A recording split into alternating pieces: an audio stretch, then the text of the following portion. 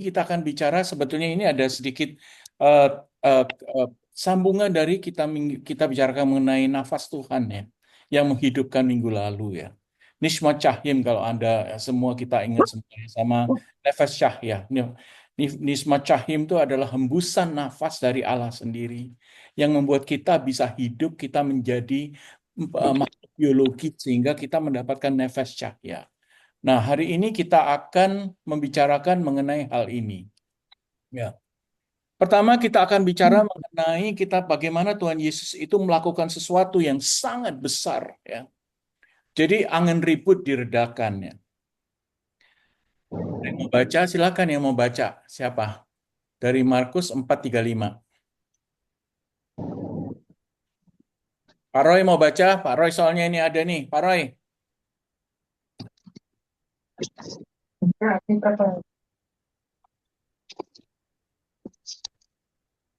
Hah? Atau yang lain? Boleh, Pak. Oh, Pak Bu Retno ya, silakan Bu. Silakan Bu Retno. Ribut diredakan dari Markus 4 ayat 35. Pada Ya. hari itu, waktu hari sudah petang, Yesus berkata kepada mereka, "Marilah kita bertolak ke seberang." Mereka meninggalkan orang banyak itu, lalu bertolak dan membawa Yesus beserta dengan mereka dalam perahu, di mana Yesus telah duduk dan perahu-perahu lain juga menyertai dia. Lalu mengamuklah taufan yang sangat dahsyat dan ombak menyembur masuk ke dalam perahu, sehingga perahu itu mulai penuh dengan air. Pada waktu itu, Yesus sedang tidur di buritan di sebuah tilam. Maka muridnya membangunkan dia dan berkata kepadanya, "Guru, engkau tidak peduli kalau kita binasa?" Ia pun bangun, menghardik angin itu dan berkata kepada danau itu, "Diam, tenanglah." Lalu angin itu pun reda dan danau itu menjadi teduh sekali. Lalu ia berkata kepada mereka, "Mengapa kamu begitu takut? Mengapa kamu tidak percaya?" Mereka menjadi sangat takut dan berkata seorang kepada yang lain, "Siapa gerangan orang ini sehingga angin dan danau pun taat kepadanya?" Demikianlah Sabda Tuhan sabda ya. Tuhan. Inilah Kristus ya. Ya. Jadi terima kasih Berno atas pembacaan yang pertama ini ya, angin ribut diredakan ya.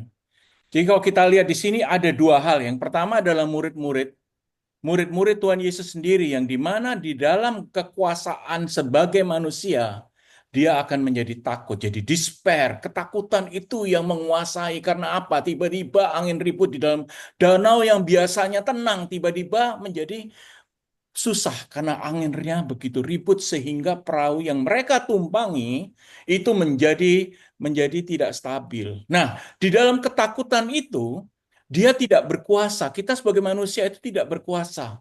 Tapi apa yang dilakukan Tuhan Yesus? Tuhan Yesus dia tahu bahwa dia bisa menguasai daripada angin ribut ini.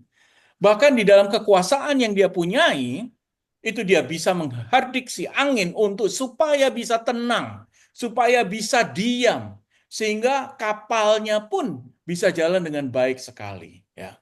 Nah, ini yang dikatakan oleh Tuhan Yesus. Mengapa kita begitu takut melihat semua masalah-masalah di dunia, masalah-masalah yang mencengangkan hati, masalah-masalah yang membuat kita tidak certain, masalah yang selalu datang di mana kita akan serasanya kok aku hidupku kok menjadi tidak enak gitu ya.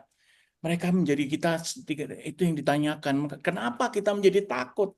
Apakah kita tidak punya iman? Ya. Nah, hari ini kita akan membicarakan bagaimana kuasa Tuhan Yesus itu menghilangkan hal-hal yang sangat menakutkan bagi kita.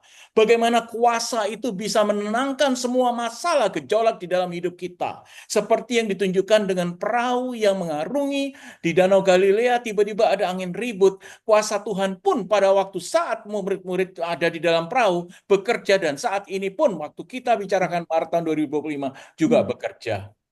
Nah, di sini kita melihat bagaimana Tuhan Yesus itu mempunyai kuasa yang besar untuk mematahkan semua hal. Bahkan kalau kita lihat, kalau kita lihat, eh,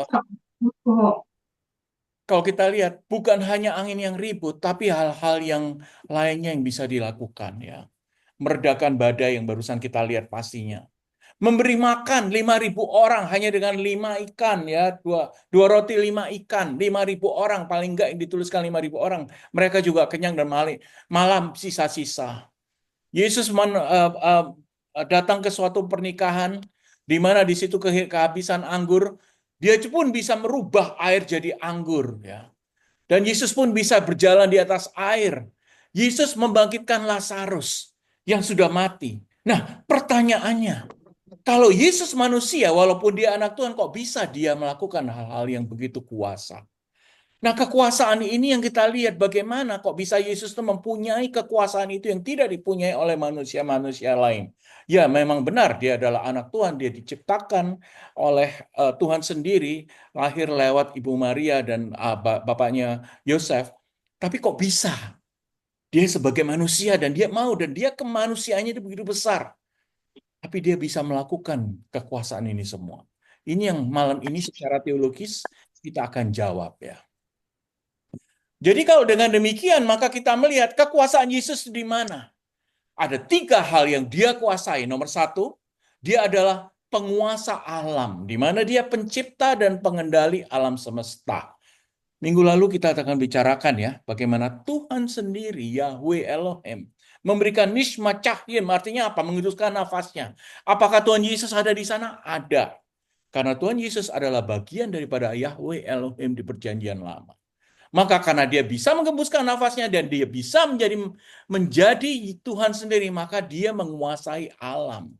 Maka kalau kita lihat yang barusan itu bahwa eh, danau yang begitu baik, begitu yang tenang, tiba-tiba ada angin rebut, angin ribut, maka dia bisa menguasai itu. Karena dia adalah juga mempunyai ketuhanannya. Ya. Di dalam manusia kita melihat bahwa Tuhan Yesus juga bisa memelihara kehidupan kita, memenuhi kebutuhan kita, memberikan kehidupan yang baik, bahkan kehidupan kekal. Itu semua karena Dia adalah mempunyai kuasa yang begitu besar atas kehidupan kita. Ya, kalau angin ribut pun bisa ditaklukkan, apalagi kehidupan kita yang seakan-akan seperti banyak sekali angin ribut di dalam kehidupan kita. Dia bisa taklukkan itu asal kita percaya. Ya. Dan yang akhir adalah kehidupan kekal di mana dia bisa mengalahkan dosa dan maut. Dengan mengalahkan dosa dan maut, inilah tujuan daripada penciptaan hidup manusia, penciptaan langit, dan sampai Tuhan Yesus datang ke dunia, sampai akhirnya kita bumi ini akan hilang ya, Armageddon ya, atau di mana satu hari Tuhan Yesus akan datang kedua kali. Untuk memberikan apa? Memberikan kehidupan kekal buat kita orang-orang yang percaya, yang beriman kepadanya. Dia memulihkan hubungan manusia dengan Dia, dengan Allah, sehingga kita mempunyai kesempatan untuk masuk ke surga. Dan di sinilah di mana Tuhan Yesus sudah dipilih. Dia anak Allah, dia bagian daripada Allah, dan dia mempunyai sifat bahwa dia adalah awal kehidupan dan juga pada akhir kehidupan. Sehingga di dalam surat apa namanya Yohanes maupun di kitab Wahyu ditunjukkan dia adalah Alfa dan Omega yang memulai kehidupan dan juga akhir kehidupan. Ya. Jadi kalau dilihat dari Wahyu 12:22, oh sebentar, Ibu Megi, sepertinya Ibu Megi nyoret-nyoret ini ya, bisa dihilangkan. Oke, jadi kalau di dalam kitab Wahyu 22:12 dikatakan, sesungguhnya aku segera dan aku akan membawa upahku untuk membalaskan pada setiap orang menurut perbuatannya. Aku adalah Alfa dan Omega. Yang pertama, yang terakhir. Dan awal dan akhir. Yang pertama dan yang terkemudian. Nah, ini apa tujuannya? Adalah tidak lain dan tidak mungkin menunjukkan bahwa kepastian kedatangan Tuhan Yesus. Dia sebagai Omega, dia pasti akan datang. Karena dia katakan dari permulaan, sesungguhnya aku akan datang segera. Bukan nanti ya aku akan datang. Tapi begitu dunia sudah waktunya, dia akan datang dengan segera. Kepastian kedatangan Yesus, di mana kita sebagai dia sebagai Tuhan, dia sebagai ilahi, dia akan memberikan pengadilan dan penghakiman yang terakhir. Nah, disitulah keilahian Yesus sebagai penguasa di dunia ini. Dia mulai dari pemulaan daripada penciptaan bumi dan langit ya. Bahkan dia memberikan nisma cahya yang kita bicarakan minggu lalu dan nefus cahya. Kita menjadi makhluk hidup. Kita menjadi biologis. Kita mempunyai proses di dalam biologis kita. Yaitu karena Yesus juga. Bapa di surga bersama dengan Yesus dan Allah Roh Kudus. Itulah yang disebut sebagai Yahweh Elohim di dalam perjanjian lama. Di situ ada Yesus dan keilahian Yesus itu jelas-jelas ditunjukkan di dalam kitab Wahyu maupun Injil-Injil lainnya bahwa dialah ada Alfa dan Omega. Maka tidak heran kalau dia itu mempunyai kuasa yang besar sekali. Nah, ini kita sudah bicarakan minggu lalu ya. Saya tidak akan mengulang lagi bahwa Allah mencipta langit dan bumi, di mana di situ juga bukan hanya Allah Bapa, tapi juga Allah Putra atau Allah Anak yang namanya Yesus dan juga Allah Roh Kudus jadi satu. Trinitas itu yang bekerja. Jadi kalau dikatakan bahwa pada mulanya Allah menciptakan langit dan bumi. Di situ juga ada Bapa di surga, ada juga Tuhan Yesus. Bumi berbentuk kosong, gelap gulita, dan Roh Allah melayang-layang. Nah, ini juga Roh Allah, Roh Kudus daripada Allah di sini yang melayang-layang di atas permukaan air. Apakah Roh Kudus itu adalah bagian daripada kealahan? Iya, karena kita bicara mengenai Trinitas. Kita sudah bicarakan bahwa Trinitas pada waktu di Konsili Nisea bahwa Tuhan itu mempunyai tiga bentuk ya. Substansinya sama, tapi tiga bentuk, yaitu Allah Bapa, Allah Putra, dan Allah Roh Kudus. Ya. Sehingga pada waktu kejadian bumi, dikatakan awal, alfa, Tuhan Yesus sudah ada. Dan demikian makanya keilahian daripada Tuhan Yesus ini yang membuat walaupun dia dikatakan sebagai manusia, tapi dia juga sifat ketuhanannya. Dan bahkan sebagai Tuhan, dia bisa menguasai semua bumi, dia bisa menguasai semua manusia. Ya. Nah, tapi bedanya begini, ya. Pada waktu kita bicara mengenai waktu penciptaan, di sini dikatakan bahwa sebelumnya ya, bagaimana ini kan hari pertama, hari kedua, hari ketiga, dan lain-lain. Dia 2 hari pertama dia menciptakan sampai ke dunia, ya.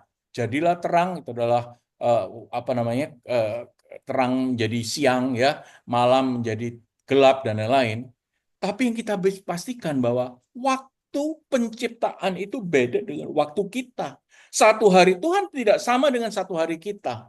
Walaupun dikatakan bahwa di penciptaan dunia 6 hari, 7 hari, tapi itu mungkin kalau menurut scientific modern, it takes years, thousand of years. Ya. Nah, yang dikatakan kitab Mazmur ini mengatakan demikian. Ini adalah basisnya ya. Sebab di matamu 1000 tahun sama dengan sehari kemarin. Ya. Apabila berlalu atau seperti satu giliran jaga di waktu malam. Ya.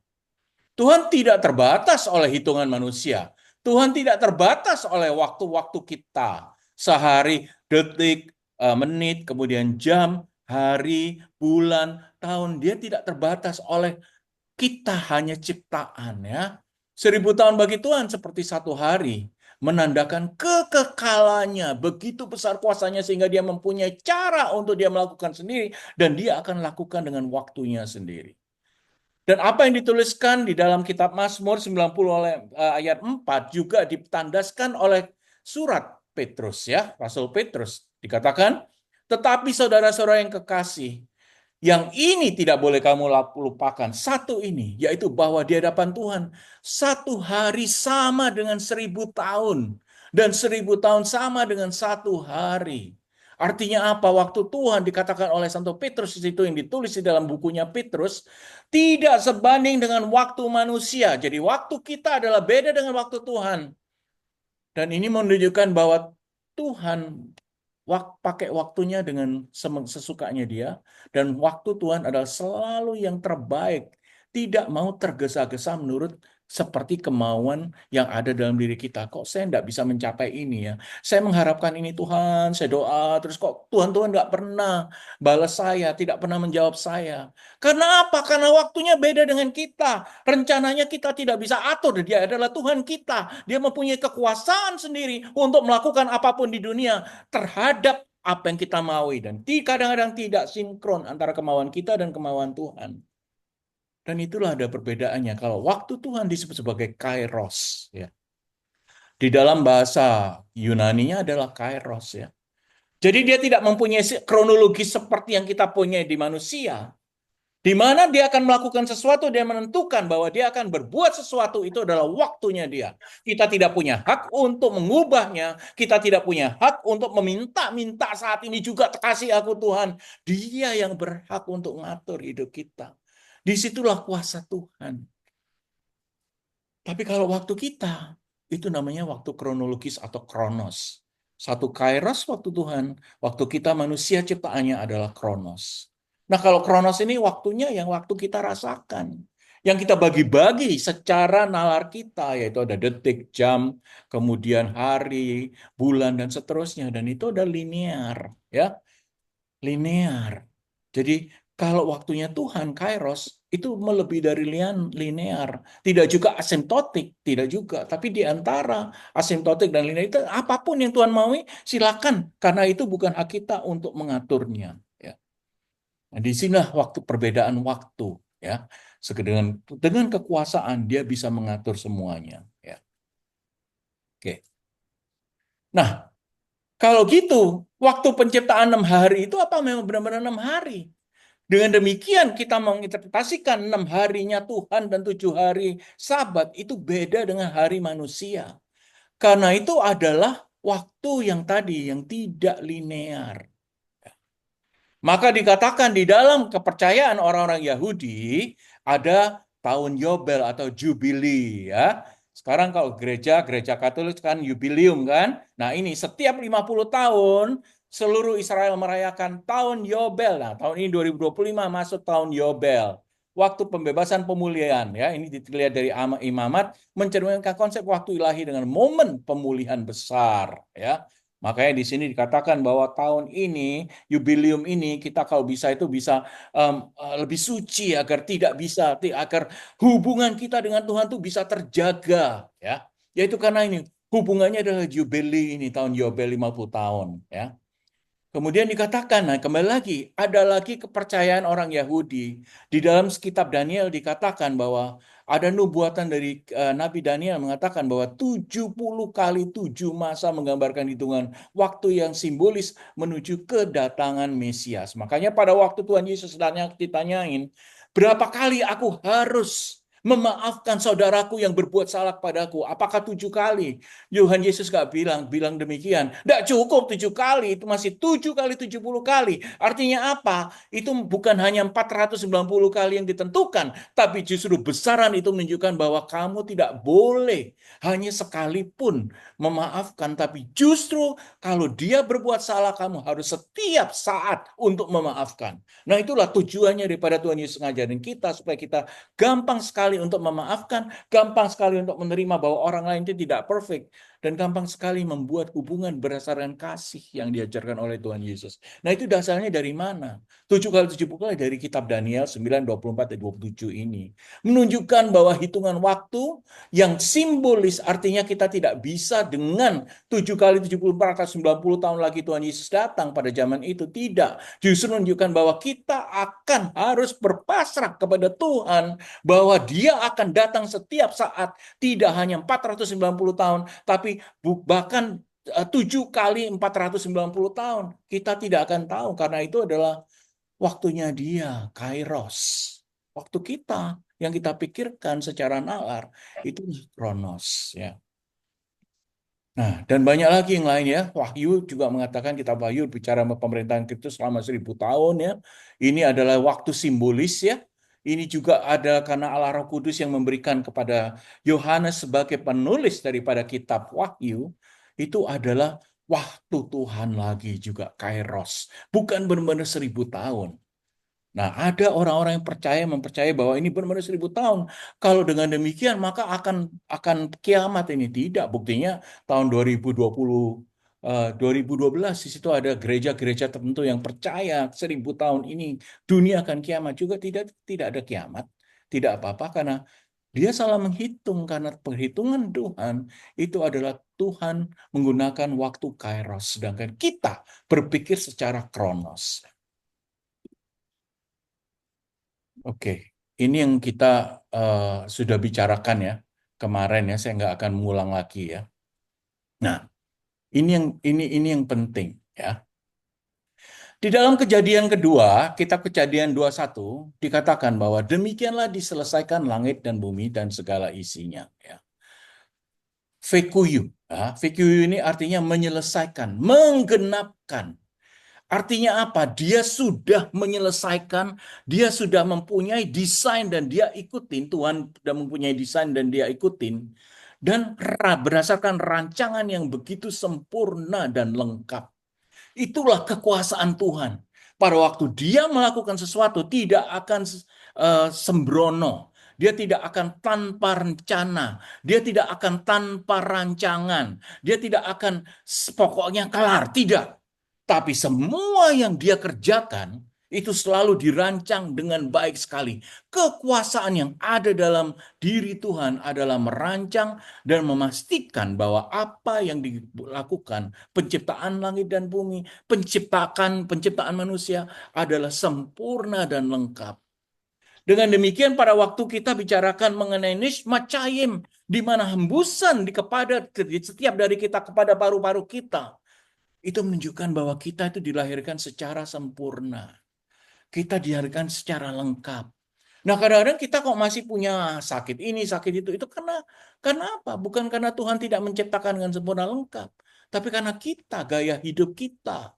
Dengan kemajuan-kemajuan kita, ada listrik, ada internet, ada segala yang sekarang sudah beda dibandingkan dengan waktu kita dilahirkan, di mana ciptaan Tuhan terjadi dengan sempurna. Sehingga kita abusive terhadap badan kita. Kita abusive terhadap cara hidup kita. Sehingga memungkinkan untuk kita mempunyai penyakit-penyakit tertentu yang kita tidak tahu. Tapi kalau kita percaya apa yang Tuhan katakan bahwa dia sudah memberikan nismat cahayem, artinya hembusan. Di mana dia sudah merancang kita dengan baik, dengan kesempurnaan. Tapi kadang-kadang kita ya masih makan banyak, males gini, males gitu, kadang males minum obat. Dan itu semua membuat kehidupan kita yang tadinya sudah dirancang dengan lengkap dan baik menjadi tidak sempurna. Ya. Itulah kekuasaan Tuhan untuk merancang dan memberikan kesempurnaan di dalam kehidupan kita. Ya. Nah, ini di sini dikatakan ya, lalu Tuhan memberkati hari ketujuh itu dan menguduskannya, karena pada hari itulah ia berhenti segala pekerjaan penciptaan yang telah dibuatnya itu. Kembali lagi, ini adalah kairos ya, bukan kronos, hari ketujuh. Kita nggak tahu berapa ribu tahun ini hari ketujuh ya. Tapi intinya dapat dikatakan bahwa hari ketujuh bukan hanya waktu untuk berhenti bekerja, tapi waktu untuk menghormati tatanan ciptaan yang telah sempurna. Makanya itu kalau hari Minggu kita berdoa, kita ke gereja, ini kita bicara bukan dengan kairos, tapi waktu kronos. Kita menghargai ciptaan Tuhan itu. Bagaimana dia sudah memberikan semua yang terbaik buat kita. Bahkan kita sendiri. Bahkan kalau kita benar-benar submit ourselves to Him. Di mana kita bisa memberikan semuanya dan hati kita di mana Roh Kudus dan Tuhan sendiri datang pada kita. Maka hidup kita juga bisa sempurna, bisa baik. Kadang-kadang ada pencobaan, ada ujian, tapi itu semua kalau Tuhan melakukan, bahkan dia bisa menghilangkan angin yang sangat meresahkan. Dia juga bisa membuat hidup kita menjadi lebih baik. Ya. Nah, kemudian dikatakan di sini ya, kalau kita lihat bahasa Ibraninya di sini ya, ada Verafayek, kemudian Hashvi, ini hari ketujuh ya, kemudian ini Fayek Kadesh, ini apa artinya ya? Nah, salah satunya itu adalah barak, Fayafarek, ini artinya apa? Barak itu memberkati. Jadi Tuhan, lalu Allah memberkati, Verafayek ya, di sini. Dia berkati loh apa yang dia sudah ciptakan. Harinya, hari yang ketujuh, dan semua apa yang sudah diciptakan dia kuduskan. Jadi sudah benar-benar Tuhan tuh bukan hanya menciptakan dengan sempurna, dengan baik, tapi dia juga menguduskannya. Dia memberkatinya. Artinya apa kalau sudah diberkati Tuhan? Seharusnya berjalan dengan mulus, damai sejahtera dalam kehidupan kita. Tapi karena kita ini adalah orang yang berdosa, kita selalu melawan dia, selalu tidak taat pada dia, selalu lupa akan dia, selalu menghilangkan dia dalam kehidupan kita, selalu we ignore him, ya. Sehingga hidup kita menjadi kadang-kadang tidak sempurna walaupun itu sudah diciptakan oleh Tuhan dengan rencana sempurna, ya. Dan akhirnya menguduskan kadash, ya, kadash, ya. Itu artinya dikuduskan. Artinya benar-benar diberkati, ya. Kalau sudah diberkati Tuhan pasti baik. Tapi kembali lagi, berkat Tuhan berikan pada kita ignore kita ini sehingga berkatnya itu pudar. Berkatnya itu menghilang. Karena apa? Karena yang sudah dikuduskan, kita dosakan lagi. Saat sesuatu yang putih kita hitamkan. Sesuatu yang baik kita jelekkan. Dari mana penjelekan itu ya? Dari personality kita. Kadang kita tidak melakukan apa yang dia maui. Semua banyak sekali faktor-faktor yang membuat apa yang sudah dikuduskan menjadi tidak kudus kembali. Tapi kalau kita minta Tuhan menguduskan kembali dalam kehidupan kita, dia tidak akan segan untuk melakukan itu karena dia sudah berjanji, ketuklah maka aku akan membukakan pintu itu. Ya. Jadi ini adalah kejadian di mana kita menunjukkan bahwa kekudusan yang ada diberikan itu adalah bagian daripada penciptaan dari Allah terhadap dunia dan juga manusia. Nah, sekarang kita kembali, kekudusan Allah itu basisnya di mana? Nah, ini kita kembali ke surat Yohanes, Injil Yohanes, ya. Firman yang telah menjadi manusia. Dikatakan pada mulanya adalah firman. Ini pada mulanya sebelum penciptaan langit dan bumi. Ya, pada waktu itu adalah Yahweh Elohim. Tapi siapa Yahweh Elohim itu adalah firman. Firman itu siapa? Ya Tuhan Yesus. Dikatakan di dalam Yohanes bahwa firman itu bersama-sama dengan Allah. Allah dalam ini Allah Bapa. Dia bersama-sama. Dan firman itu sendiri adalah Allah. Tuhan Yesus itu sendiri adalah bagian daripada Allah. Dia bersama-sama dengan Bapa di surga, dia bersama-sama dengan Roh Kudus, dengan keputra, dengan dengan keilahiannya dia bersatu di dalam tiga pribadi, di dalam satu Allah, ya. Dia pada mulanya bersama-sama dengan Allah dan semuanya, segala sesuatu dijadikan oleh Dia. Dia adalah Tuhan Yesus. Dia adalah firman yang menghidupkan. Dia adalah firman yang menjadi manusia. Kenapa dia harus jadi manusia? Karena dia tahu bahwa manusia akan melawan dia satu hari. Manusia akan berdosa dan tidak mengikuti. Sehingga dia harus menghilangkan ini kejadian-kejadian yang diperolehkan walaupun sudah dibuat oleh sempurna olehnya dan dibuat sangat baik dan dikuduskan dan diberkati, tapi dia tahu bahwa manusia ini sangat bisa melawan dirinya, sangat bisa melawan Tuhan. Jadi dikatakan bahwa semua yang dijadikan oleh dia dan tanpa dia tidak ada satupun yang telah terjadi. Atau dari segala yang telah dijadikan. Jadi kalau tidak ada Yesus di dalam tatanan Roh Kudus dan Bapa di surga, tidak ada satupun yang telah terjadi dari segala yang telah dijadikan. Tidak ada. Jadi tidak ada bumi, tidak ada langit, tidak ada waktu, tidak ada terang, tidak ada malam, tidak ada manusia, tidak ada hewan, tidak ada tumbuhan, tidak ada semuanya. Karena disitulah kuasa Yesus yang ada di dalam tatanan bersama dengan Bapa di surga yang membuat hidup dunia ini. Jadi di dalam Dia, di dalam Yesus ada hidup dan hidup itu adalah terang manusia. Manusia menjadi baik karena apa? Karena ada hidup. Dan di dalam hidup ada apa? Ada Yesus, ya. Terang itu akan bercahaya dalam kegelapan. Dan kegelapan itu tidak akan menguasainya. Jadi kalau kita bicara dualisme antara baik dan buruk, tadi kalau kita bicarakan mengenai angin tofan yang dialami oleh murid-murid yang ada di dalam perahu, itulah kegelapan. Tapi Tuhan Yesus sebagai terang yang bercahaya bisa menghilangkan semua kegelapan. Dia bercahaya dalam kegelapan. Ya, dia mempunyai cahaya yang bisa menghilangkan kegelapan. Karena dia mempunyai cahaya yang lebih tinggi derajatnya daripada kegelapan, kegelapan tidak akan bisa menguasai keterangan. Kegelapan itu tidak akan selalu kalah dengan cahaya, di mana cahaya itu adalah Yesus sendiri. Jadi dunia ini kalau Bapak, Ibu dan sekalian atau teman-teman sekalian, oh saya takut ini, takut, takut, takut. Kenapa mesti takut kalau ada Tuhan Yesus? Karena ada terang. Dan terang dia sangat bercahaya. Dan dia akan membuat mengalahkan segala sesuatu di dalam kegelapan. Jangan takut setan, jangan takut apa terjadi jika sesuatu hal tidak baik akan terjadi dan lain-lain, karena Yesus sendiri mengatakan bahwa di dalam Injil Yohanes terang itu bercahaya dalam kegelapan dan kegelapan tidak mungkin menguasai terang tersebut.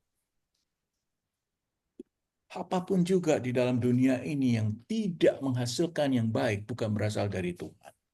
Tapi Tuhan berkata bahwa kalau engkau mengalami masalah-masalah kehidupan, aku sebagai terang, aku akan datang untuk menghilangkan, aku datang untuk destroy semua problem itu, sehingga aku sendiri kan aku berkuasaku adalah di atas semua masalah, kuasaku di atas semua kegelapan. Sehingga don't be afraid, jangan takut, don't get despair, jangan anxious, jangan takut-takut ya, jangan cemas.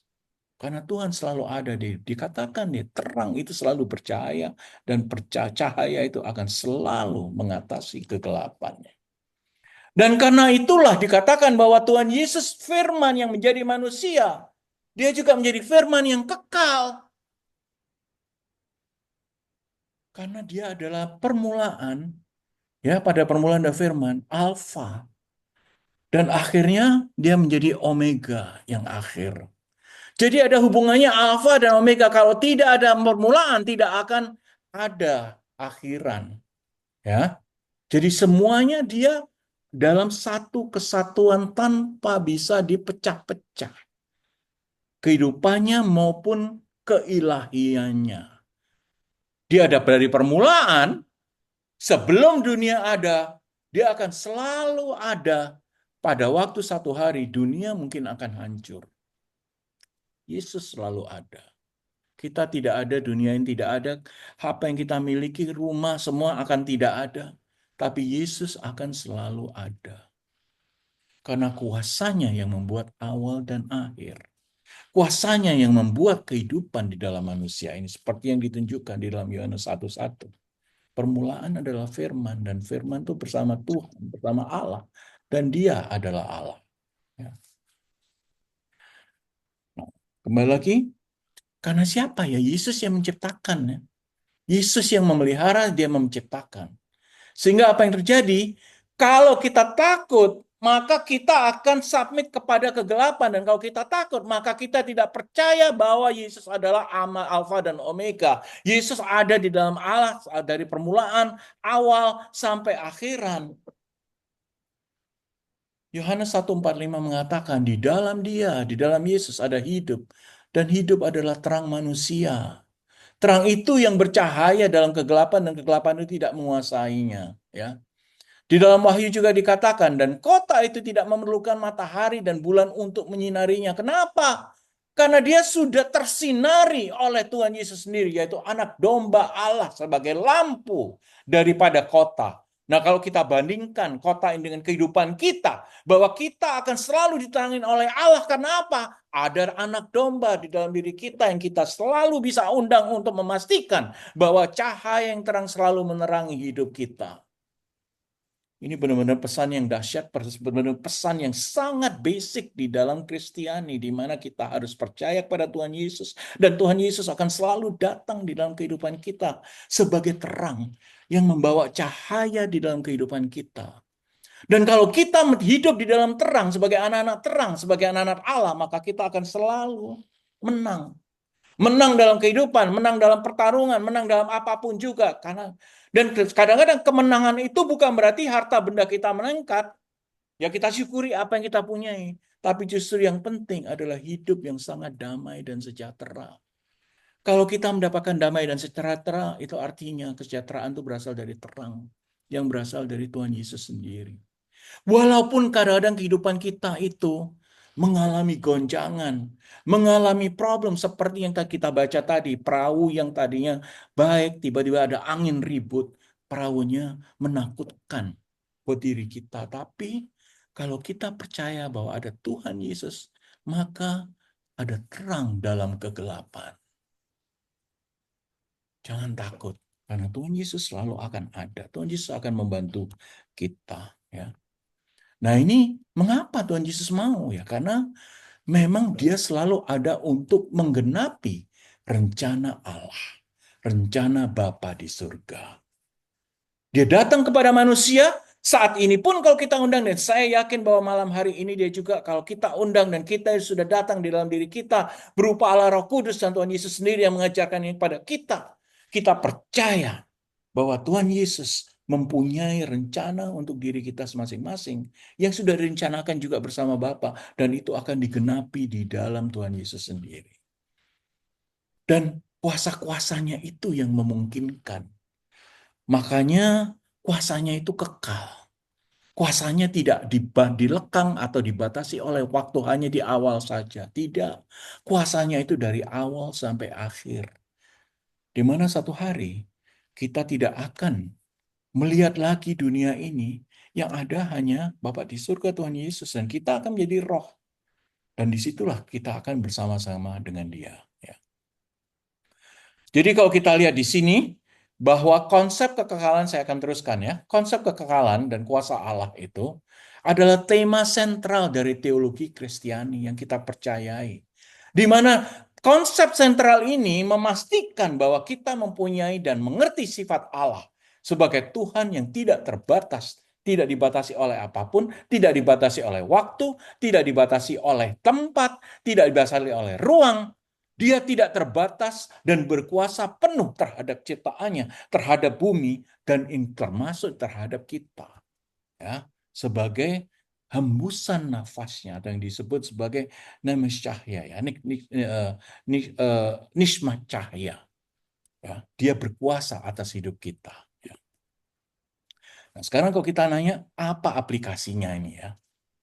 Yang pertama, kesadaran bahwa Allah mempunyai kuasa penuh terhadap kita, terhadap dunia dan ciptaan-ciptaannya, mendorong kita untuk menjadi pemimpin yang bertanggung jawab dan integritas.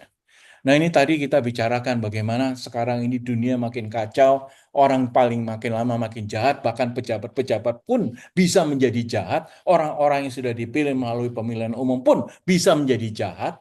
Ya. Padahal kekuasaan yang mereka punya atau posisi mereka punya itu adalah amanah dari Tuhan. Kita harus mempertanggungjawabkan kepada siapa yang memberikan kekuasaan itu. Siapa yang memberikan kedudukan itu terhadap mereka. Yaitu tidak lain dan tidak mungkin, tidak yang bukan adalah Tuhan sendiri. Lewat orang-orang yang memilih mereka. Sehingga kalau mereka tidak bisa mempertanggungjawabkan apapun yang dia diberikan pada mereka, pertanggungjawab berdasarkan etika bahwa kedudukan ini hanya sementara. Ya, tidak akan mungkin itu akan lekang, tidak mungkin akan lama kedudukan itu. Pasti ada masa di mana kedudukan itu akan bisa dari tinggi menjadi rendah, dari tinggi menjadi rendah, sehingga tidak akan bisa terus-menerus. Ya. Nah, jadi karena Tuhan sangat berkuasa, Dia bisa memberikan setiap saat, Dia bisa mengambil setiap saat.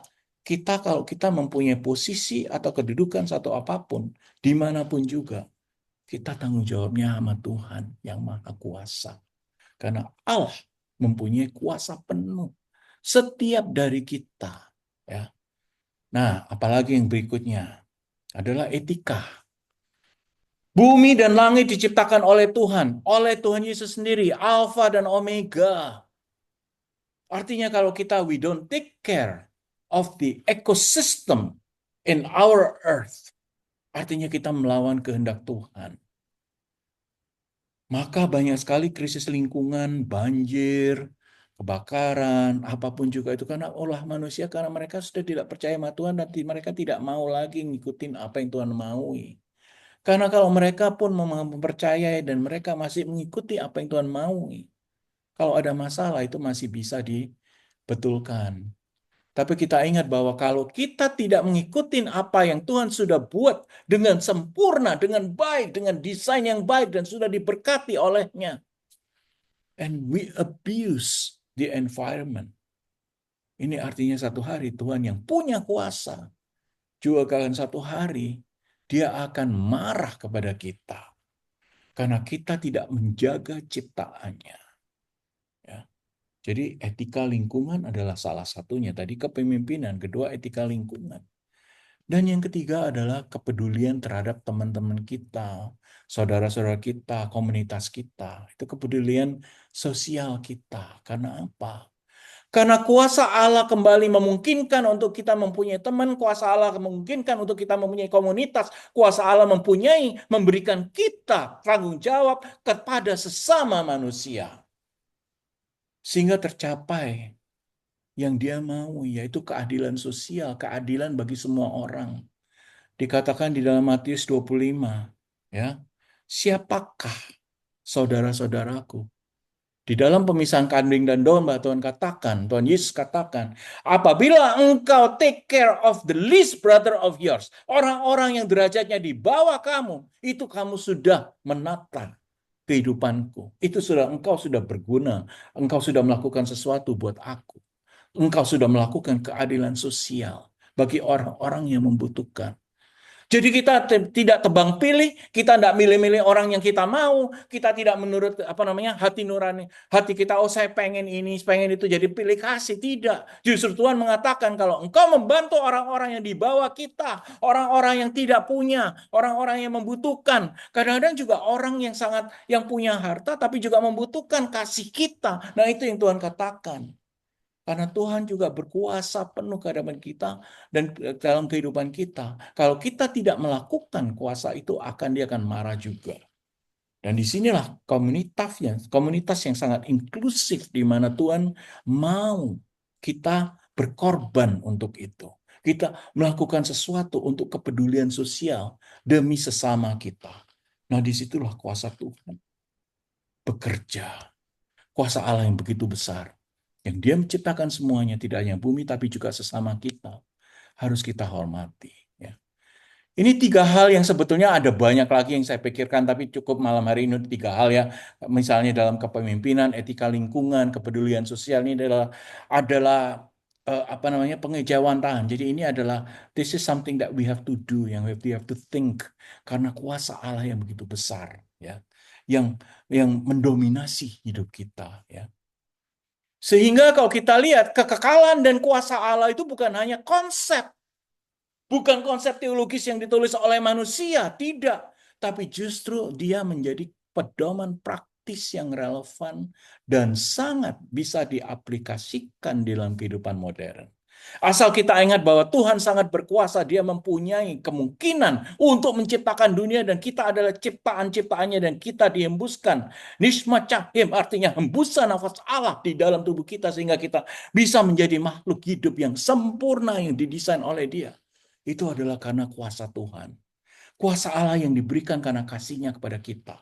Tuhan bisa aja kita tidak hidup, bisa aja. Mungkin tidak ada kehidupan, tidak apa, tapi dia tidak mau melakukan itu karena dia juga mau memastikan bahwa apa kuasa yang dia punyai adalah juga berguna bagi umat manusia. Ya, sehingga konsep ini bukan hanya konsep teologis dan it's nice to know but not important. It is very nice. It is not only nice to know but it's very important for us to think. It is very important for us to apply. Sehingga kita merasakan bagaimana kebesaran Tuhan dan dalam kuasanya itu bisa menguasai kehidupan kita. Sehingga kita tidak berbuat sesuatu hal yang melawan kehidupannya. Enak seenak-enaknya, seenak udelnya kita, seenak kemauan kita, seenak perasaan kita. Tidak. Justru karena kuasa Tuhan, Tuhan mempunyai cara-cara sendiri. Karena kita sudah dibuat dengan baik, secara perfect, secara baik, secara perfect ya. Jadi dan sudah diberkati olehnya. Dengan demikian, maka kita juga punya tanggung jawab untuk menjawab kuasa Tuhan yang sudah baik dalam kasih-Nya ini. Dengan cara hidup yang baik, ikut kepadanya, dan dia juga akan melakukan hal yang baik karena dia adalah terang dalam kegelapan dan semua kegelapan akan bisa dikuasainya. Sehingga hidup kita dengan kuasa Allah akan menjadi lebih sejahtera dan kita akan hidup dalam damai. Kira-kira begitu ya, teman-teman ya. Pesan yang begitu dahsyat yang kita rasakan dari Injil yang sudah ditulis dan kita percaya bahwa Tuhan itu adalah terang yang bisa mengalahkan kegelapan. Sehingga hidup kita akan menjadi bahagia. Kalau kita ikut dia, karena kembali lagi kuasa untuk memberikan semuanya yang terbaik. Ya. Oke, itu adalah bagian akhir kalau nggak tidak salah ya. Kita tutup dengan satu